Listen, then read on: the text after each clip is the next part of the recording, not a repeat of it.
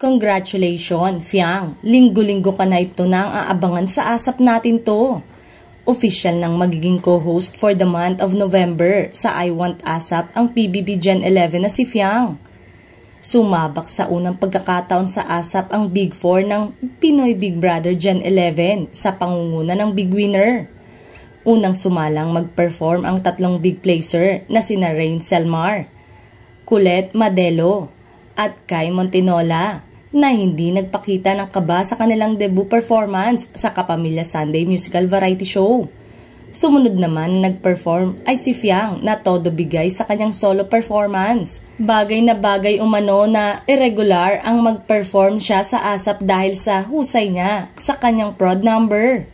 Grabe ngang suporta ng mga fans sa Big 4 dahil ayon sa host ng ASAP na si Robby Domingo ay ngayon lang nila nakita na ganun karami ang live.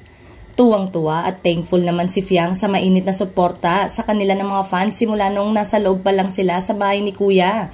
Hanggang ngayong nasa outside world na sila. Samantalang, nagdibo rin sa ASAP ang isa pang ex-housemate ng Pinoy Big Brother Gen 11 na si Jaren Garcia na kinanta kasama ang Acoustic Heartthrobs. Supportive at nag-cheer naman ang Big 4 sa kaibigan nilang si Jaren para sa unang live performance nito sa ASAP.